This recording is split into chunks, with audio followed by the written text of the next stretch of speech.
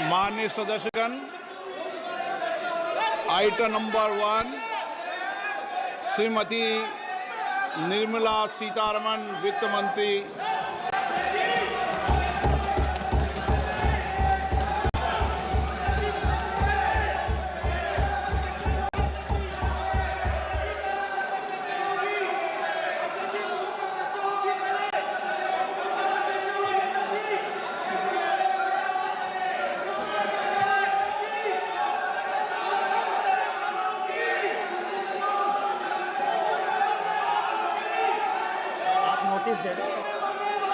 सदस्यगण, budget के बाद राज्यपाल अभिभाषण में आपको पर्याप्त अवसर दूंगा।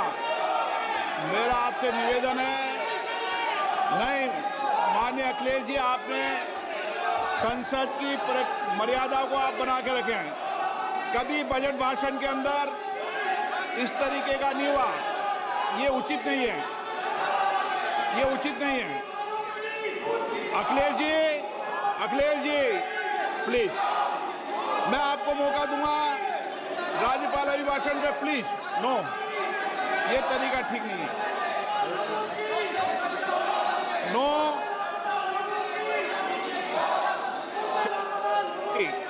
राज्यपाल अभिभाषण पे चर्चा होगी। नो तरीका। Honorable Speaker, I present the budget for 25-26. This budget continues our government's efforts to A. Accelerate growth, B. Secure inclusive development, C. Invigorate private sector investments, D. Uplift household sentiments, and E. Enhance spending power of India's rising middle class. Together, we embark on a journey to unlock our nation's tremendous potential for greater prosperity and global positioning under the leadership of Honorable Prime Minister Shri Narendra Modi.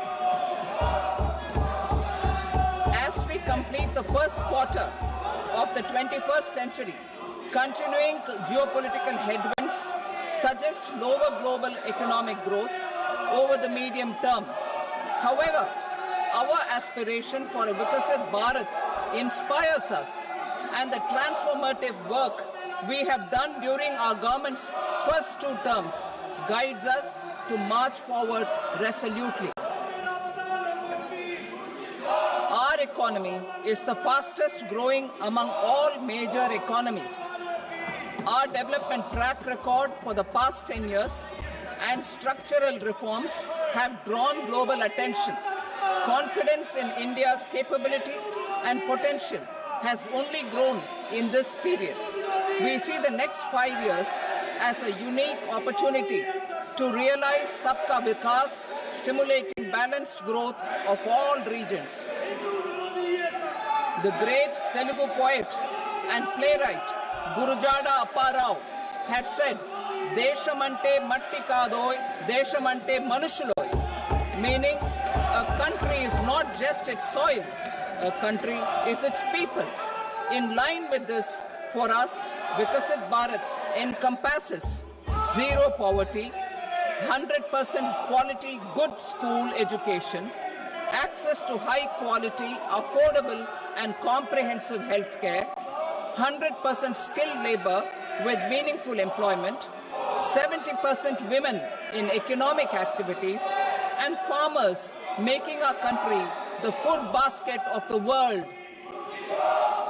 In this budget, the proposed development measures span 10 broad areas focusing on Garib, youth, Annadata and Nari, spurring agricultural growth and productivity, building rural prosperity and resilience, taking everyone together on an inclusive growth path, boosting manufacturing and furthering Make in India, supporting MSMEs, enabling employment-led development, investing in people, economy and innovation, securing energy supplies, promoting exports and nurturing innovation. For this journey of development, our 4 powerful engines are agriculture, MSME, investments and exports. The fuel, our reforms, our guiding spirit, inclusivity, and the destination, Vikasit Bharat. This budget aims to initiate transformative reforms across 6 domains.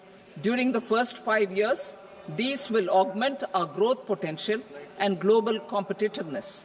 The domains are taxation, power sector, urban development, mining, financial sector, and regulatory reforms. Agriculture as the first engine. Now I move to specific proposals, beginning with agriculture as the first engine.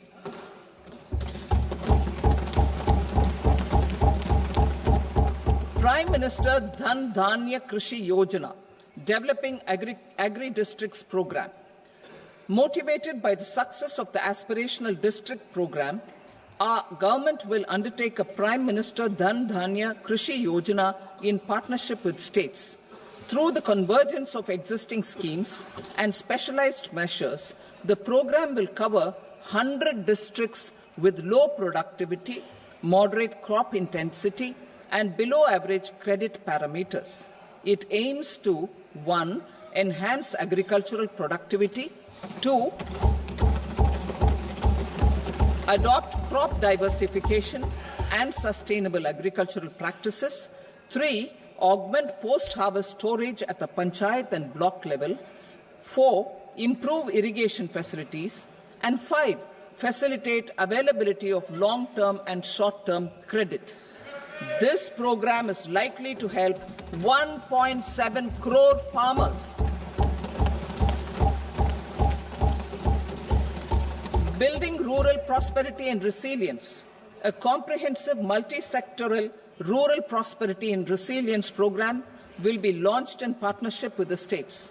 This will address underemployment in agriculture through skilling, investment, technology, and invigorating the rural economy. The goal is to generate ample opportunities in rural areas so that migration is an option but not a necessity. The program will focus on rural women, young farmers, rural youth, marginal and small farmers, and landless families. The details are in Annexure A. Domestic best practices will be incorporated, and appropriate technical and financial assistance will be sought from multilateral development banks. In Phase 1, 100 developing agri-districts will be covered. Atmanirbharta in pulses. Our government is implementing the National Mission for Edible Oilseed for achieving Atmanirbharta in edible oils. Our farmers have the capability to grow enough for our needs and more. 10 years ago, we made concerted efforts and succeeded in achieving near self-sufficiency in pulses. Farmers responded to the need by increasing the cultivated area by 50%, and government arranged for procurement and remunerative prices. Since then, with rising incomes and better affordability, our consumption of pulses has increased significantly. Our government will now launch a 6-year mission for Atmanirbharta in pulses with a special focus on Tuar, Urad and Masoor. Details are in Annexure B. Central agencies such as NAFED and NCCF will be ready to procure these 3 pulses as much as offered during the next 4 years from farmers who register with these agencies and enter into agreements. Comprehensive program for vegetables and fruits.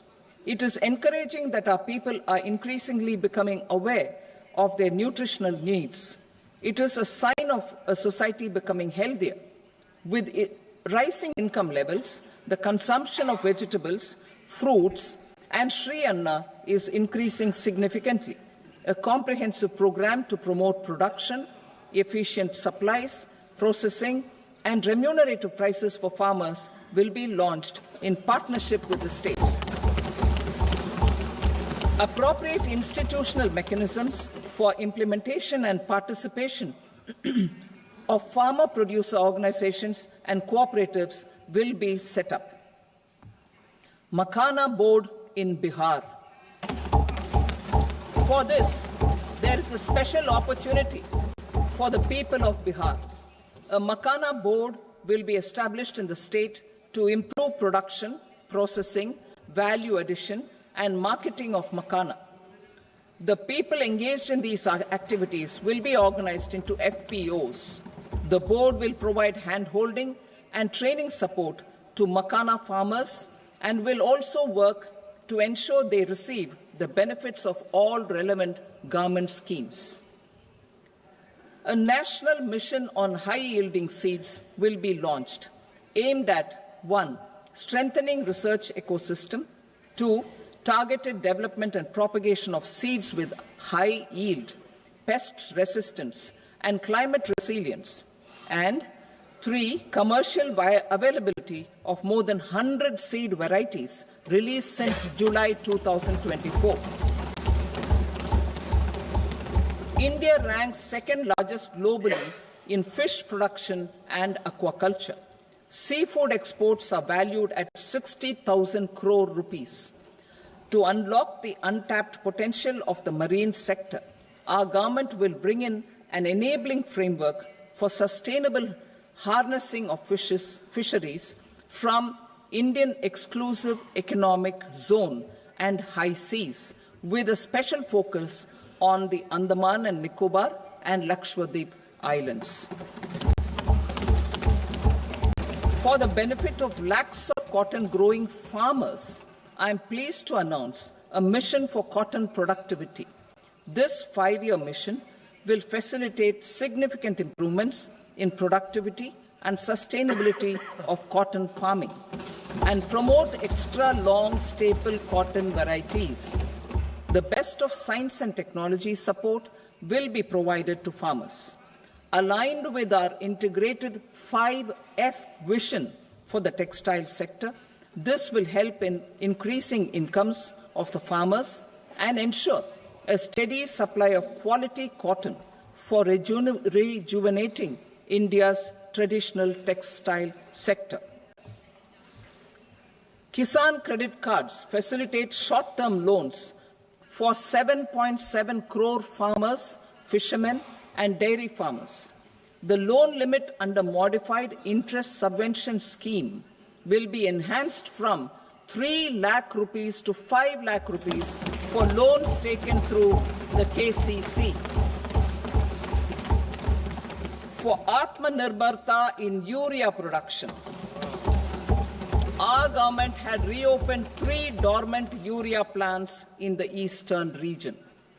To further augment urea supply, a plant with annual capacity of 12.7 lakh metric tons will be set up at Namrup in Assam.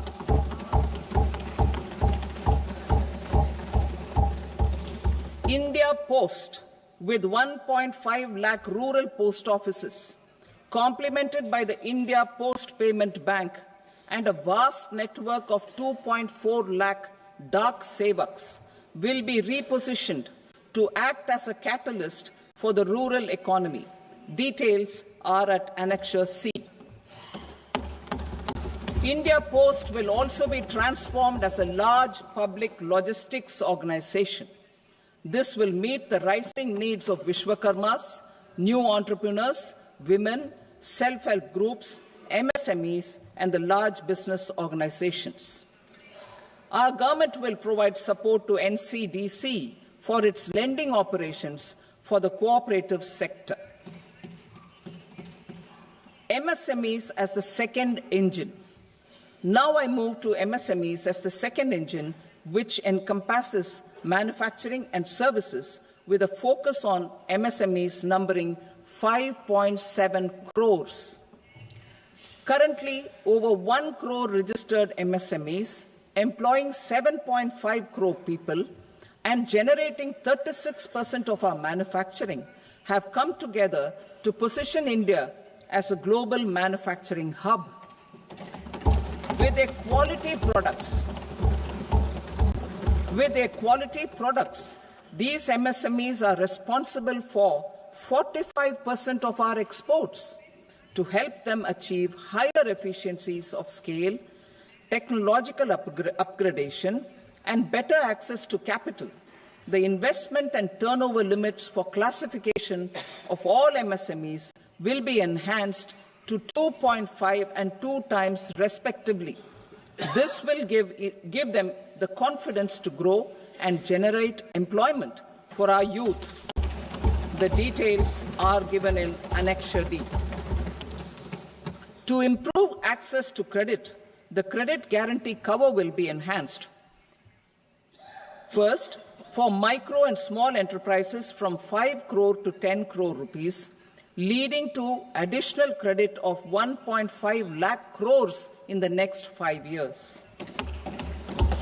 Second, for startups from 10 crore rupees to 20 crore rupees, with the guarantee fee being moderated to 1% for loans in 27 focus sectors which are important for Atmanirbhar Bharat. And for well-run exporter MSMEs, for term loans up to 20 crore rupees. Also for the micro enterprises, we will introduce customized credit cards with a 5 lakh rupee limit for micro enterprises registered on Udyam portal. In the first year, 10 lakh such cards will be issued. Fund of funds for startups. The alternate investment fund, AIFs, for startups have received commitments of more than 91,000 crores rupees. These are supported by the fund of funds set up with the Government of India's contribution of 10,000 crore rupees. Now, a new fund of funds with expanded scope and a fresh contribution of another 10,000 crore rupees will be set up. A new scheme will be launched for 5 lakh women, scheduled castes and scheduled tribes, first-time entrepreneurs. This will provide term loans up to 2 crore rupees during the next 5 years.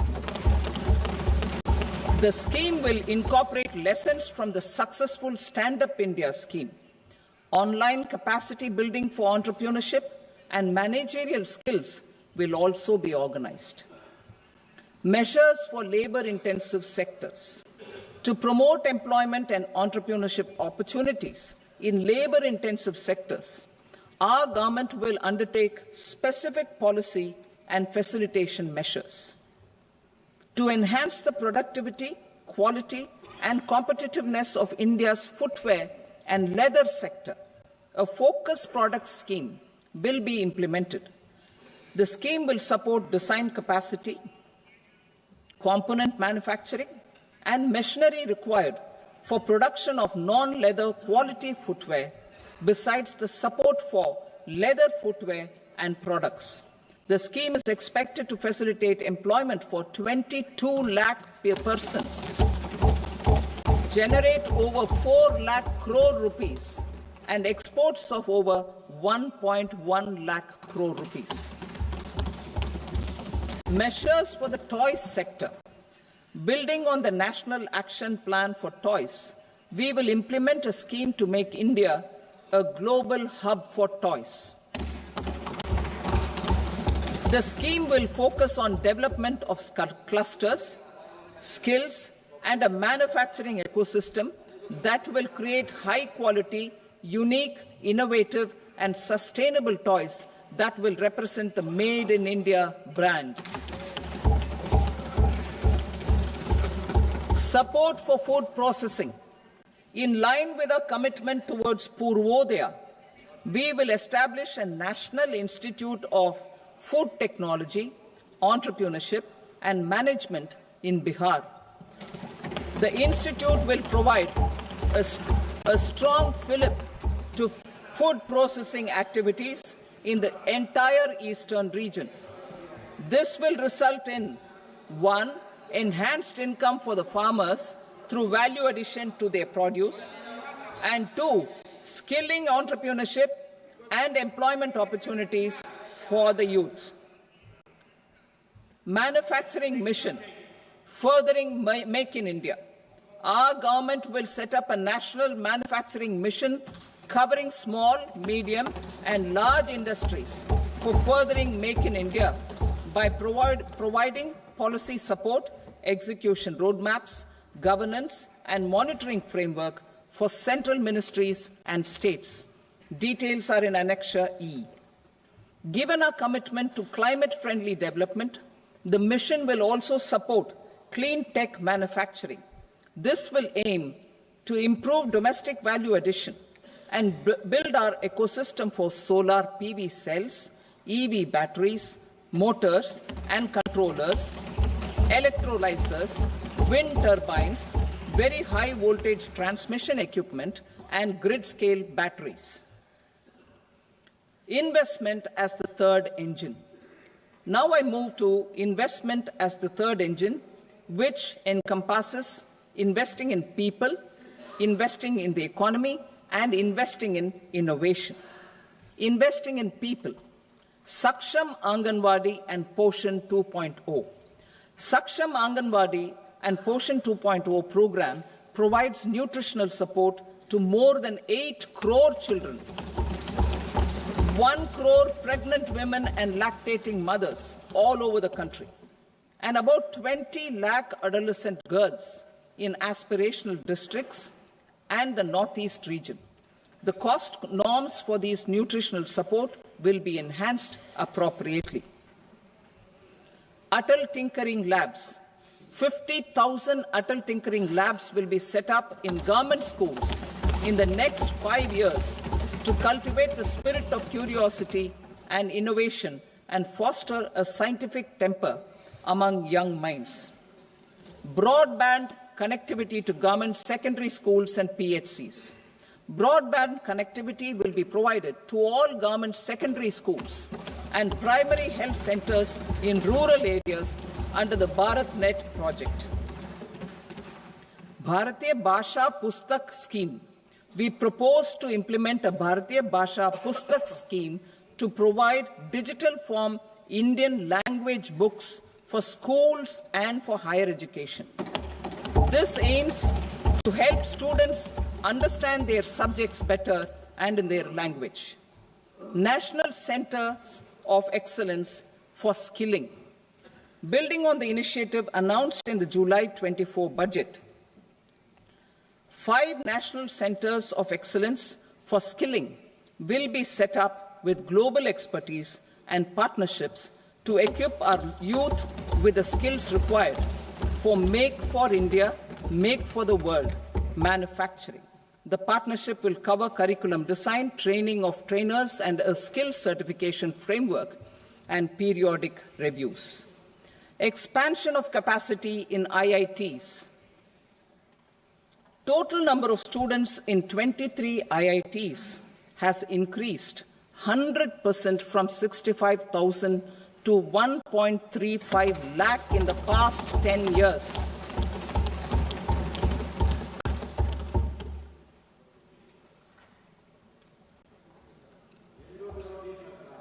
Additional infrastructure will be created in the 5 IITs started after 2014 to facilitate education for 6,500 more students.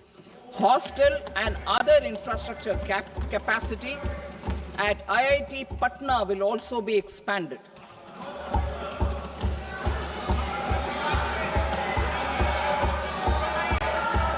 Center of Excellence.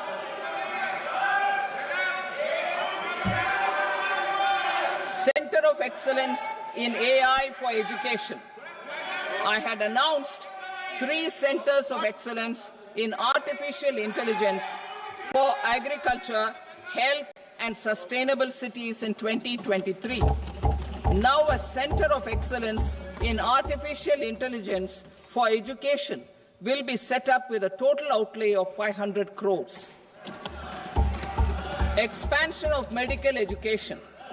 Our government has added almost 1.1 lakh undergraduate and postgraduate medical education seats in 10 years, an increase of 130%. In the next year, 10,000 additional seats will be added in medical colleges and hospitals towards the goal of adding 75,000 seats in the next 5 years. Daycare cancer centers in all district hospitals. Our government will facilitate setting up of daycare cancer centers in all district hospitals in the next 3 years. 200 centers will be established in 25-26 itself. Strengthening urban livelihoods. Our government has been giving priority to assisting urban poor and vulnerable groups. A scheme for socio-economic upliftment of urban workers will be implemented to help them improve their incomes, have sustainable livelihoods, and a better quality of life. PM Swanidhi scheme has benefited more than 68 lakh street vendors, giving them respite from high-interest informal sector loans. Building on this success, the scheme will be revamped with enhanced loans from banks, UPI-linked credit cards with 30,000 rupees limit, and capacity building support. Social Security Scheme for welfare of online platform workers. Gig workers of online platforms provide great dynamism to the new age services economy. Recognizing their contribution, our government will arrange for their identity cards and registration on the e-Shram portal. They will be provided health care under PM Jan Arogya Yojana. This measure is likely to assist nearly 1 crore gig workers.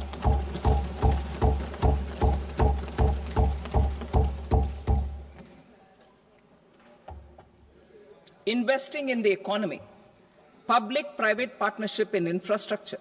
Each infrastructure-related ministry will come up with a 3-year pipeline of projects that can be implemented in PPP mode. States will also be encouraged to do so and can seek support from the India Infrastructure Project Development Fund, which is a scheme to prepare PPP proposals. Support to states for infrastructure. An outlay of 1.5 lakh crore is proposed for the 50-year interest-free loans to states for capital expenditure and incentives for reforms. Building on the success of the first asset monetization plan announced in 2021, the second plan for 2025 to 30 will be launched to plow back capital of 10 lakh crore in new projects. Regulatory and fiscal measures will be fine-tuned to support the plan. Jal Jeevan Mission. Since 2019, 15 crore households representing 80% of India's rural population have been provided access to portable tap water connections. To achieve 100% coverage, I am pleased to announce the extension of this mission until 2028 with an enhanced total outlay.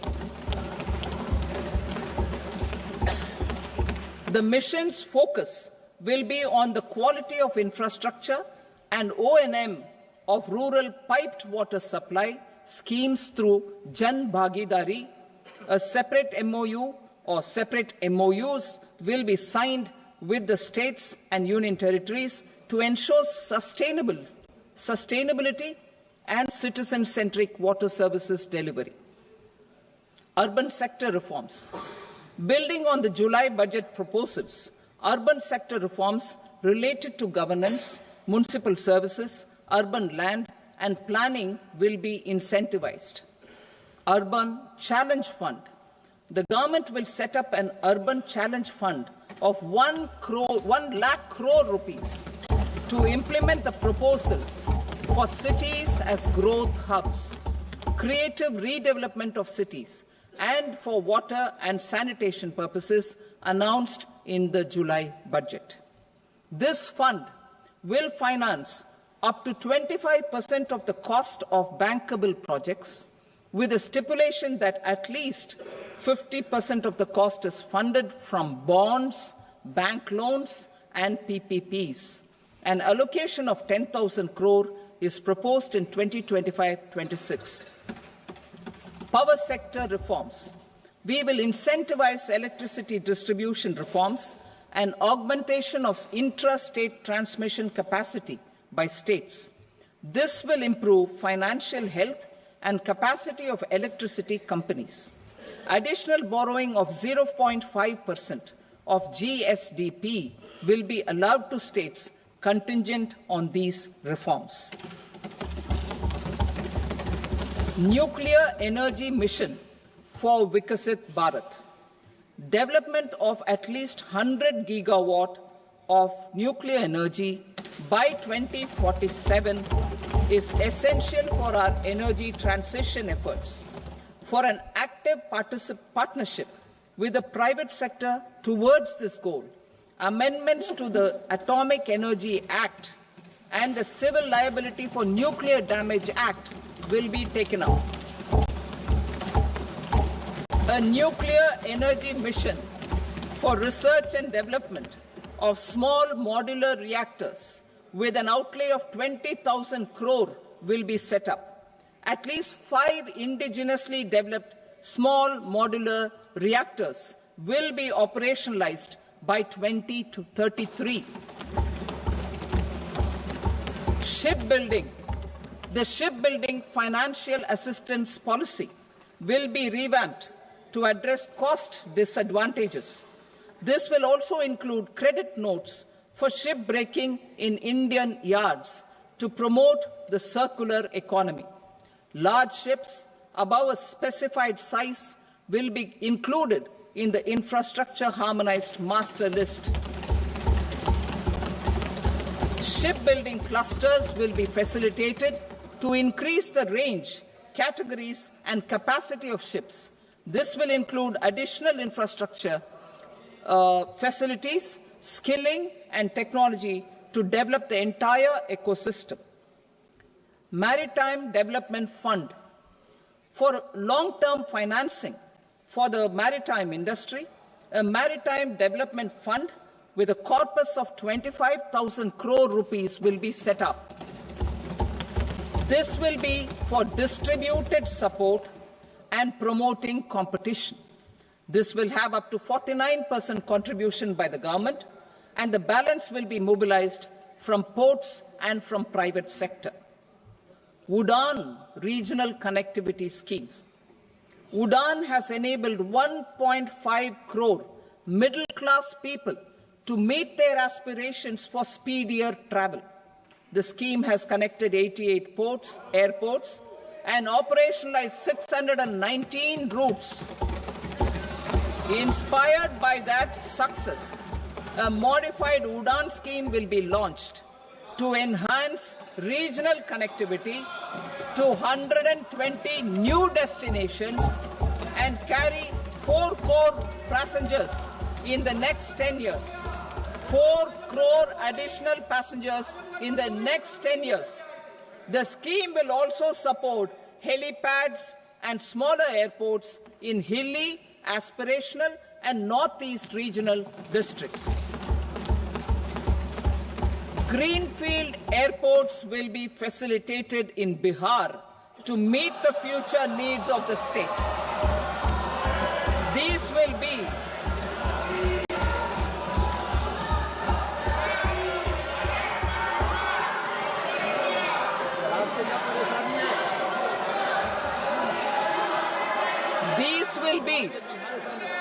These will be in addition to the expansion of the capacity of Patna Airport and a brownfield airport in Beta. Western Kosi Canal project in Mithilanchal. Financial support will be provided for the Western Kosi Canal ERM project benefiting a large number of farmers, cultivating over 50,000 hectares of land in the Mithilanchal region of Bihar. Mining sector reforms, including those for minor minerals, will be encouraged through sharing of best practices and institutions of a state mining index. A policy for recovery of critical minerals from tailings will be brought out. Under the special window for affordable and mid-income housing, SWAMI, 50,000 dwelling units in stressed housing projects have been completed and keys handed over to home buyers. Another 40,000 units will be completed in 2025, further helping middle-class families who were paying EMIs on loans taken for apartments while also paying rent for their current dwellings. Building on this success, SWAMI Fund 2 will be established as a blended finance facility with contribution from the government, banks and private investors. This fund of 15,000 crore rupees will aim for expeditious completion of another 1 lakh units. PM Gati Shakti data for private sector. For furthering PPPs and assisting the private sector in project planning, access to relevant data and maps from the PM Gati Shakti portal will be provided. Tourism for employment-led growth. Top 50 tourist destination sites in the country will be developed in partnership with states through a challenge mode. Land for building key infrastructure will have to be provided by the states. Hotels in these destinations will be included in the infrastructure harmonized list.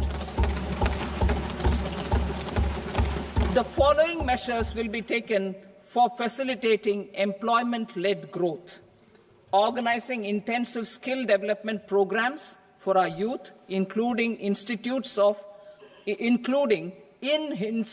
of hospitality management, providing mudra loans for homestays, improving ease of travel and connectivity to tourist destinations, providing performance-linked incentives to states for effective destination management, including tourist amenities, cleanliness, and marketing efforts, and introducing streamlined e-visa facilities along with visa fee waivers for certain tourist groups.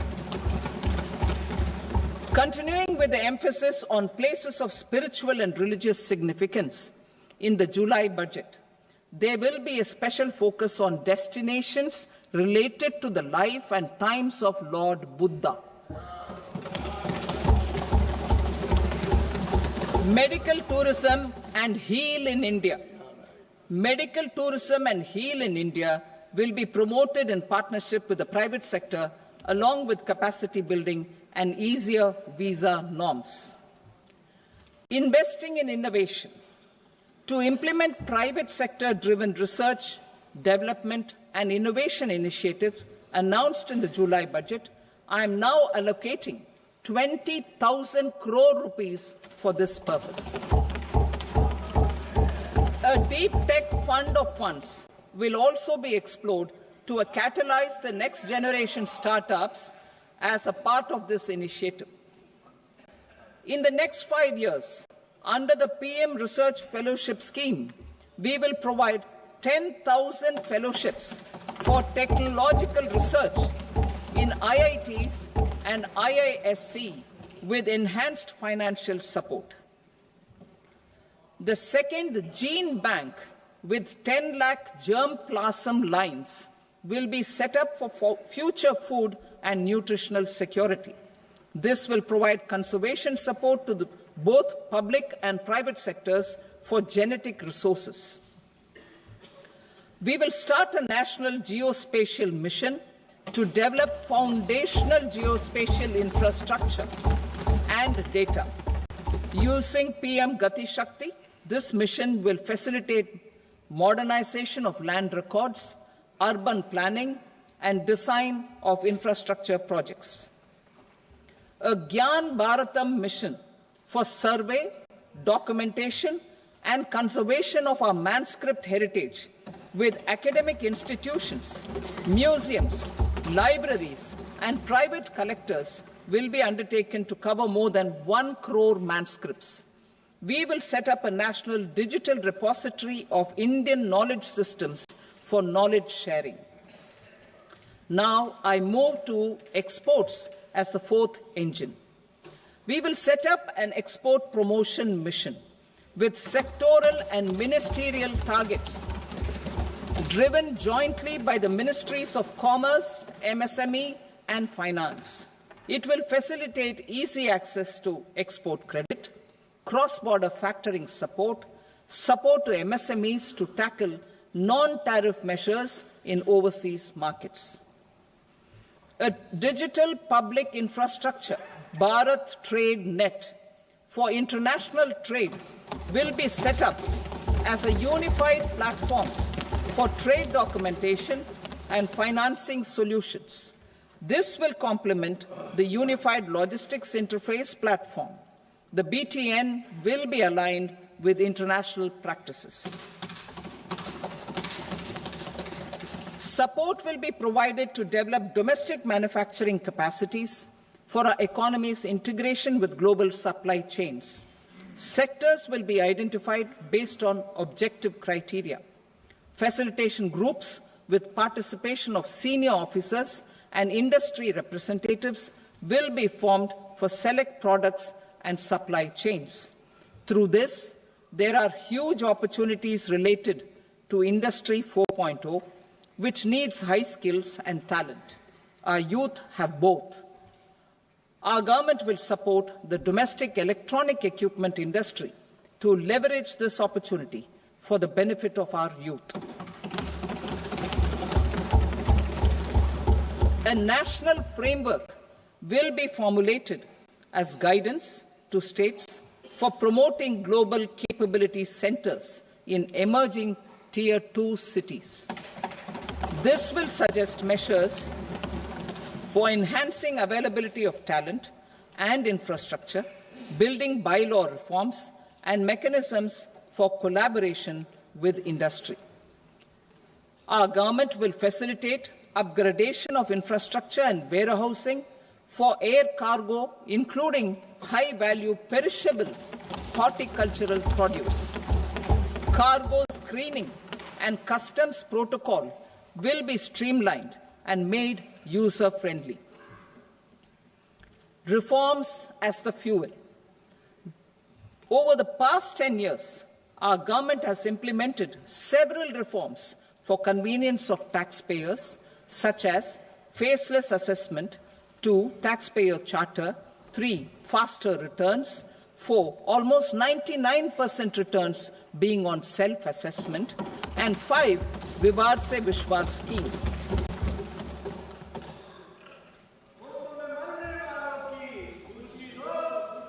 Continuing these efforts, I reaffirm the commitment of the Tax Department to trust first, scrutinize later.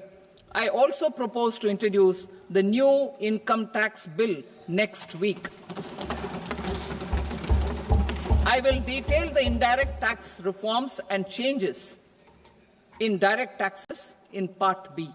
Financial sector reforms. The FDI limit for the insurance sector will be raised from 74 to 100%. This enhanced limit will be available for those companies which invest the entire premium in India. The current guardrails and conditionalities associated with foreign investment will be reviewed and simplified. The services of India Post Payment Bank will be deepened and expanded in rural areas. NABFID will set up a partial credit enhancement facility for corporate bonds for infrastructure. Public sector banks will develop Grameen Credit Score framework to serve the credit needs of SHG members and people in rural areas. A forum for regulatory coordination and development of pension products will be set up. To implement the earlier announcement on simplifying the KYC processes, the revamped Central KYC Registry will be rolled out in 2025. We will also implement a streamlined system for periodic updating.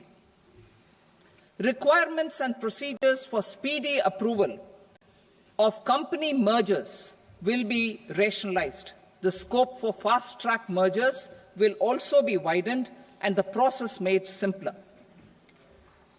As proposed in the interim budget, we signed bilateral investment treaties with 2 countries in 2024 to encourage sustained foreign investment, and in the spirit of First Develop India, the current model BIT will be revamped and made more investor-friendly. In the last 10 years, in several aspects, including financial and non-financial, our government has demonstrated a steadfast commitment to ease of doing business. We are determined to ensure that our regulations must keep up with technological innovations and global policy developments. A light-touch regulatory framework based on principles and trust will unleash productivity and employment.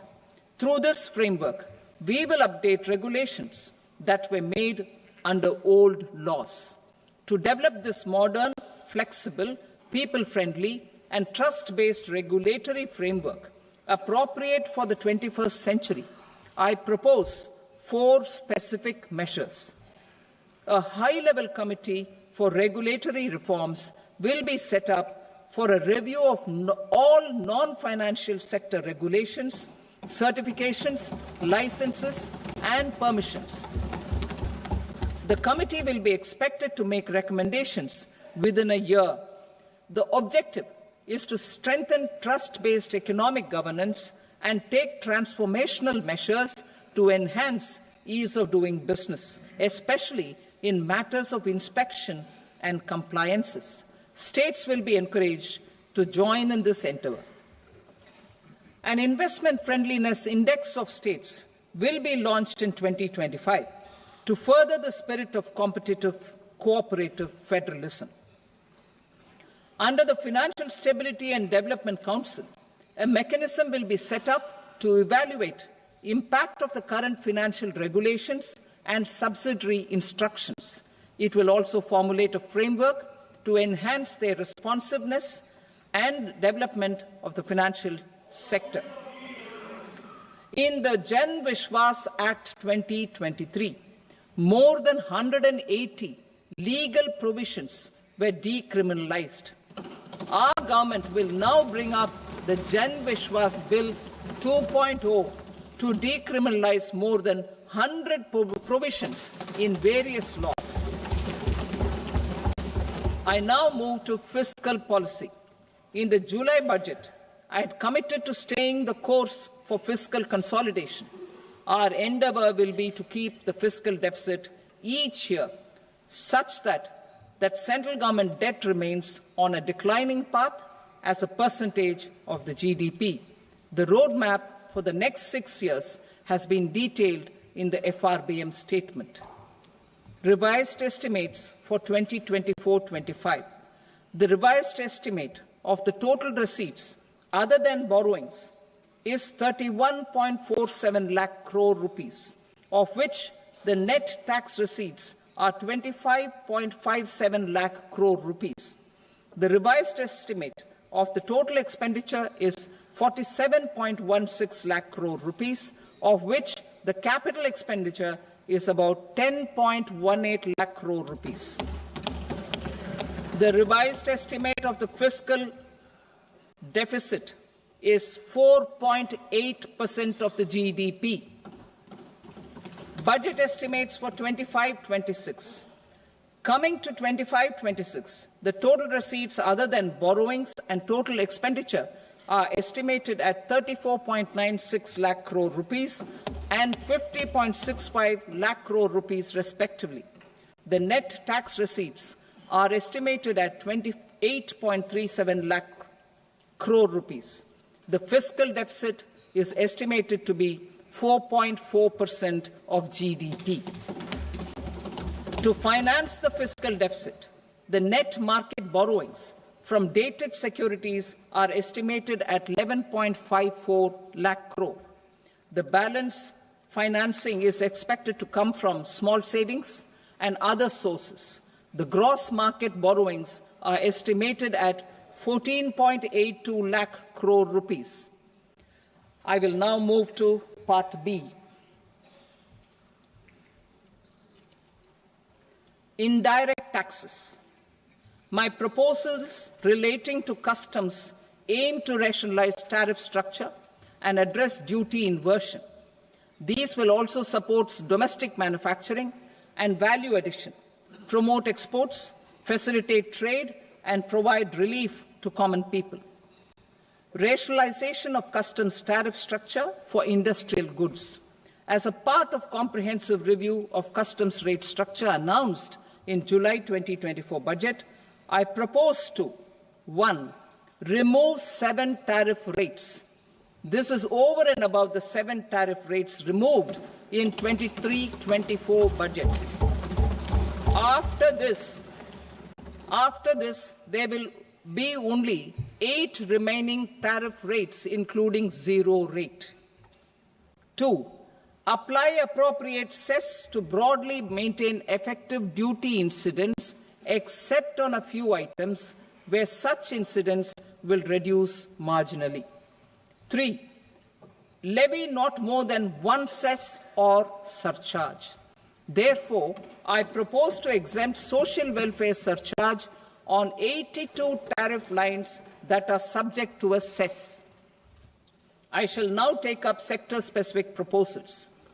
To provide relief to patients, particularly those suffering from cancer, rare diseases, and other severe chronic diseases, I propose to add 36 life-saving drugs and medicines to the list of medicines fully exempted from basic custom duty.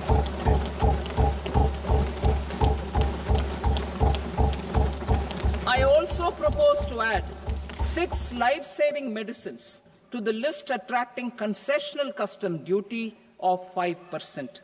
Full exemption and concessional duty will also respectively apply on the bulk drugs for manufacture of the above. Specified drugs and medicines under patient assistance programs run by the pharmaceutical companies are fully exempt from BCD, provided the medicines are supplied free of cost to the patients. I propose to add 37 more medicines along with 13 new patient assistance programs. Support to domestic manufacturing and value addition. Critical minerals. In the July 2024 budget, I had fully exempted BCD on 25 critical minerals that are not domestically available. I had also reduced BCD of 2 other such minerals to provide a major fillip to their processing, especially by MSMEs. Now, I propose to fully exempt cobalt powder and waste, the scrap of lithium-ion battery, lead, zinc, and 12 more critical minerals. This will help secure their availability for manufacturing in India and promote more jobs for our youth. To promote domestic production of technical textile products such as agro-textiles, medical textiles, and geotextiles at competitive prices, I propose to add 2 more types of shuttle-less looms to the list of fully exempted textile machinery. I also propose to revise the BCD rate on knitted fabrics covered by 9 tariff lines from 10 or 20 to 20% or 115 rupees per kg, whichever is higher. Electronic goods. In line with our Make in India policy and to rectify inverted duty structure, I propose to increase the BCD on interactive flat panel display from 10% to 20% and reduce the BCD to 5% on open cell and other components. In 23-24 budget, for the manufacture of open cells of LCD, LED TVs, I had reduced the BCD on parts of open cells from 5% to 2.5%. To further boost the manufacture of such open cells, the BCD on these parts will now stand exempted. Lithium-ion battery.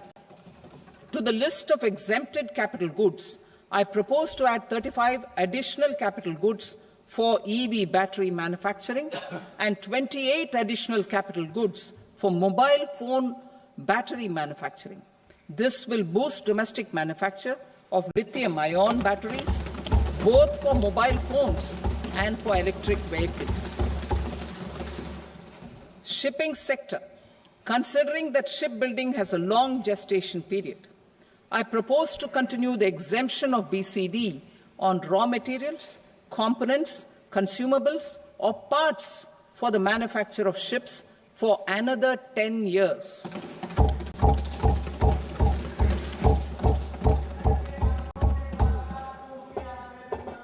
I also propose the same dispensation for shipbreaking to make it more competitive.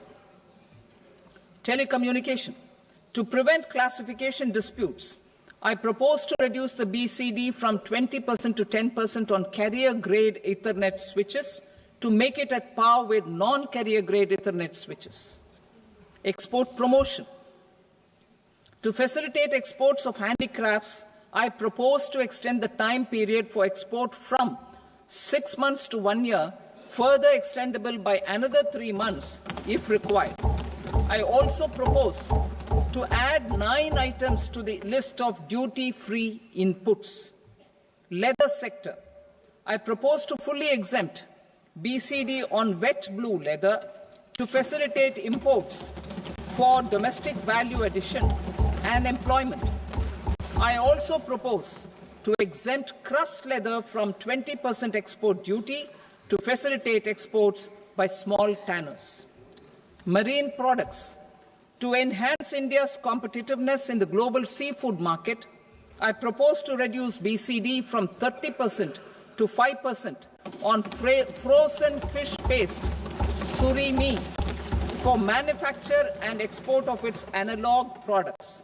I also propose to reduce BCD from 15% to 5% on fish hydrolysates for manufacture of fish and shrimp feed.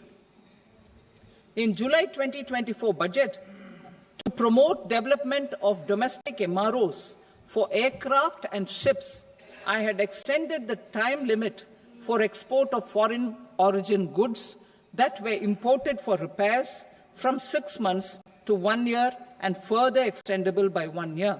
I now propose to extend the same dispensation for railway goods. Time limit for provisional assessment. Presently, the Customs Act 1962 does not provide any time limit to finalize provisional assessments, leading to uncertainty and cost to trade. As a measure of promoting ease of doing business, I propose to fix a time limit of 2 years, extendable by a year, for finalizing the provisional assessment. I propose to introduce a new provision that will enable importers or exporters, after clearance of goods, to voluntarily declare material facts and pay duty with interest but without penalty. This will incentivize voluntary compliance. However, this will not apply in cases where department has already initiated audit or investigation proceedings. For industry to better plan their imports, I propose to extend the time limit for the end use of imported inputs in the relevant rules from 6 months to 1 year. This will provide operational flexibility in view of cost and uncertainty of supply. Further, such importers will now have to file only quarterly statements instead of a monthly statement.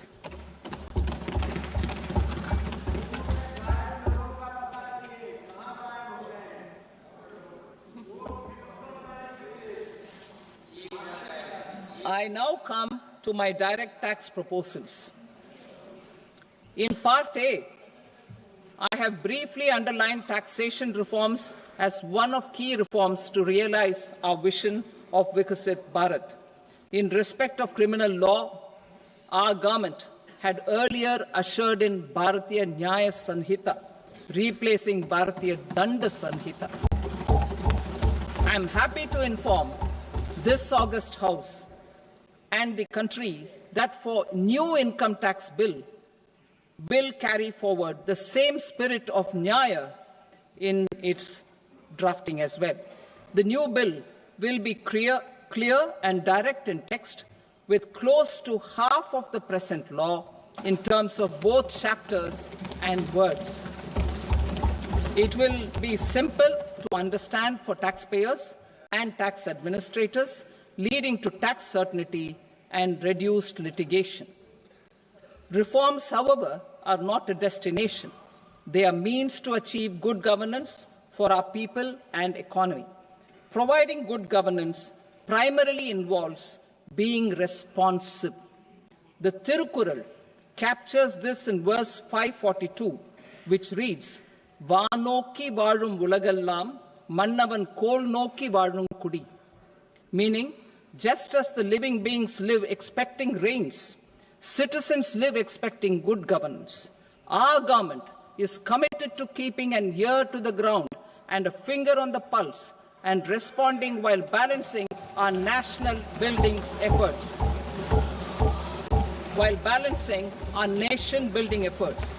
The following measures will detail just how our government will, under the guidance of PM Modi, has taken steps to understand and address.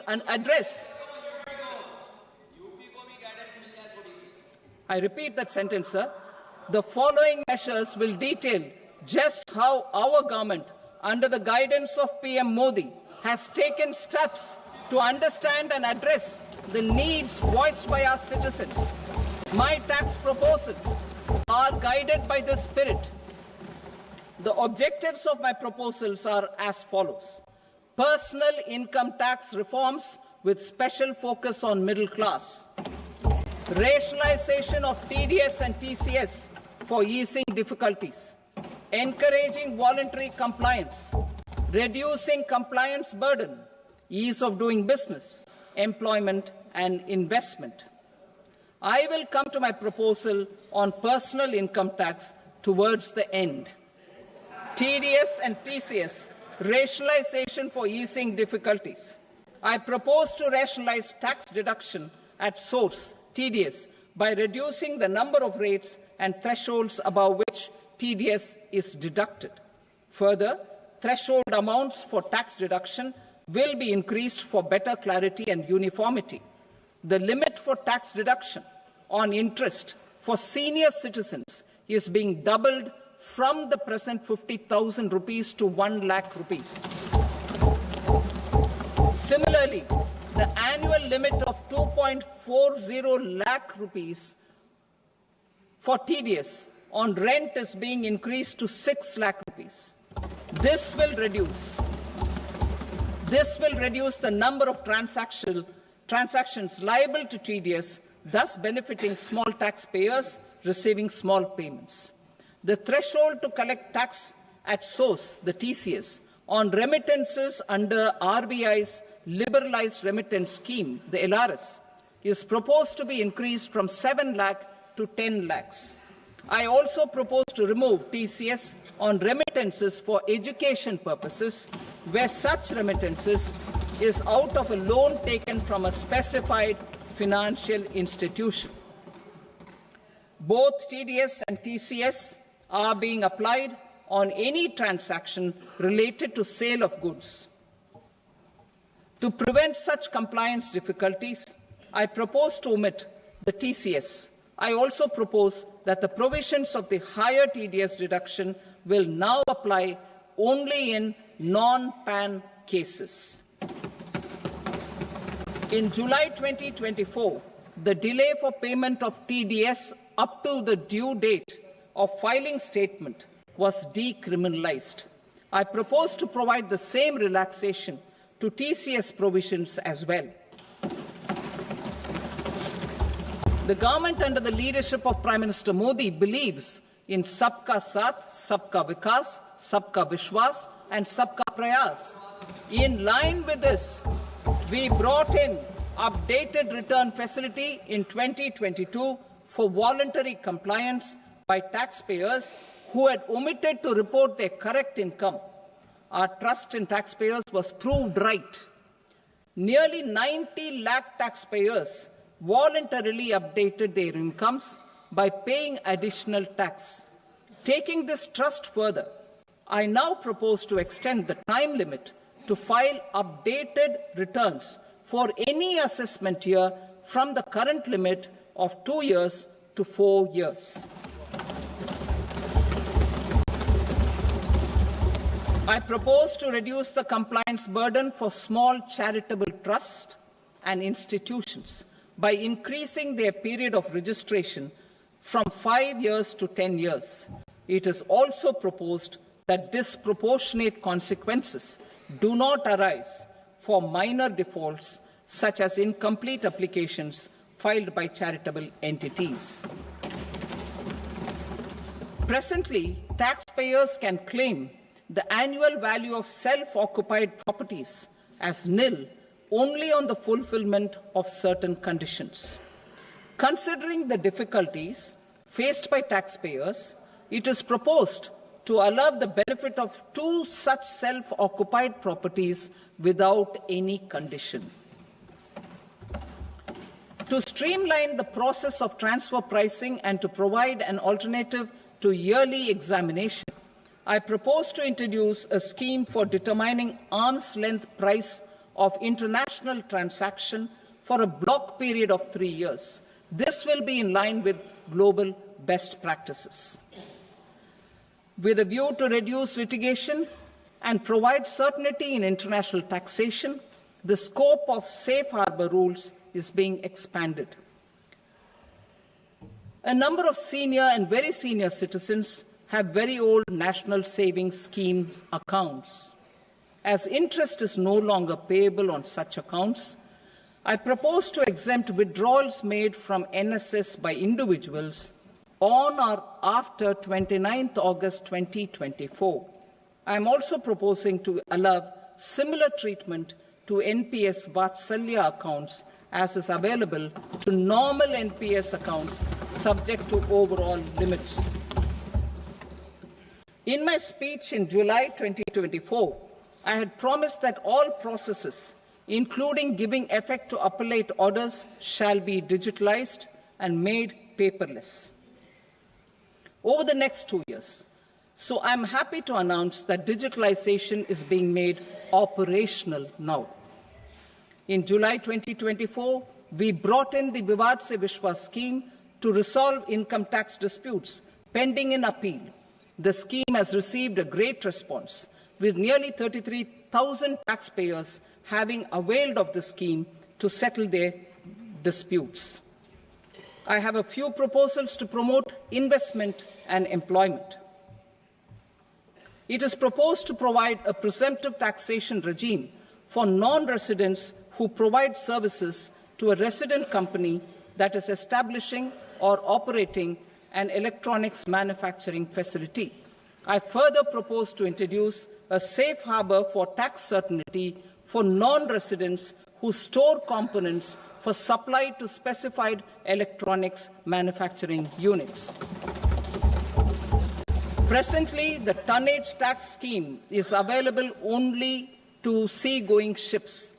The benefits of existing tonnage tax scheme are proposed to be extended to inland vessels registered under the Indian Vessels Act 2021 to promote inland water transport in the country. Extension for incorporation of startups. We continue to support the Indian startup ecosystem. I propose to extend the period of incorporation by 5 years to allow the benefit available to startups which are incorporated before 1/4/2030. In order to attract and promote additional activities in the IFSC, I am inter alia proposing specific benefits to ship leasing units, insurance offices, and treasury centers of global companies which are set up in IFSC.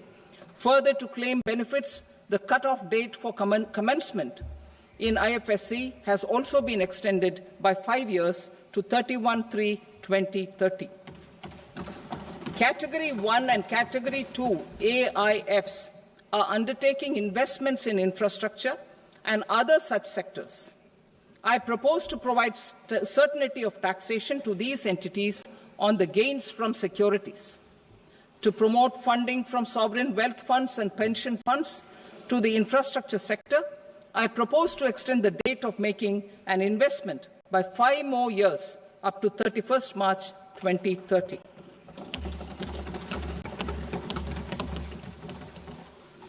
Personal income tax reforms with special focus on middle class.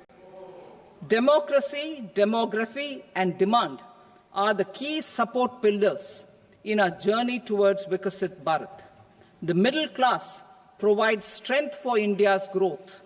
This government, under the leadership of Prime Minister Modi, has always believed in the admirable energy and ability of the middle class in nation building. In recognition of their contribution,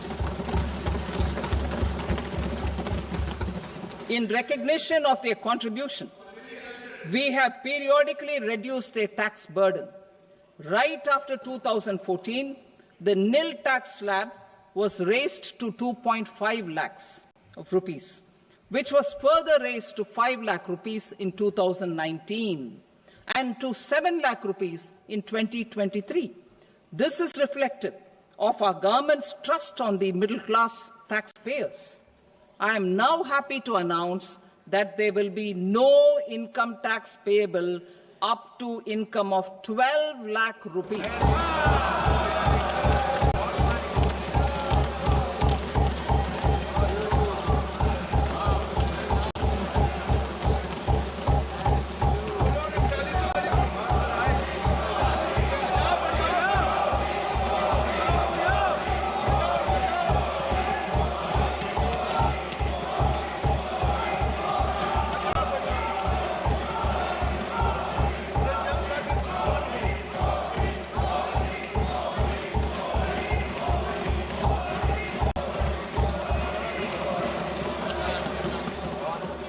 So, average income of 1 lakh per month, other than the special rate income such as capital gains, under the new regime.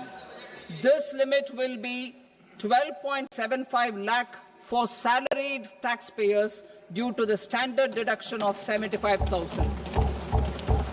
Slabs and rates are being changed across the board to benefit all taxpayers. The new structure will substantially reduce the taxes of the middle class and leave more money in their hands, boosting household consumption, savings, and investment. In the new tax regime, I propose to revise tax rate structures as follows: 0 to 4 lakh rupees nil, 4.8 lakh rupees to 4 to 8 lakh rupees 5%, 8 to 12 lakh rupees 10%, 12 to 16 lakh rupees 15%, 16 to 20 lakh rupees 20%, 20 to 24 lakh rupees 25%, and above 24 lakh rupees 30%. To taxpayers up to 12 lakh of normal income, other than special rate income such as capital gains. I read that again. To taxpayers up to 12 lakh of income, other than special rate income such as capital gains, tax rebate is being provided in addition to the benefit due to slab rate reduction in such a manner that there is no tax payable by them. The total tax benefit of slab rate changes and rebate at different income levels can be illustrated with a few examples. A taxpayer in the new regime with an income of 12 lakh rupees will get a benefit of 80,000 rupees in tax, which is 100% of tax payable as per the existing rates. A person having income A person having income of 18 lakh rupees will get a benefit of 70,000 rupees in tax. That is 30% of tax payable as per existing rates. A person with an income of 25 lakh gets a benefit of 1,10,000 rupees, that is 25% of his tax payable as per existing rates. Details of my tax proposals are given in the annexure. As a result of these proposals, Honourable Speaker, sir, revenue of about 1 lakh crore in direct taxes and 2,600 crores in indirect taxes will be foregone. Mr. Speaker, sir, with this, I commend the budget to this august House.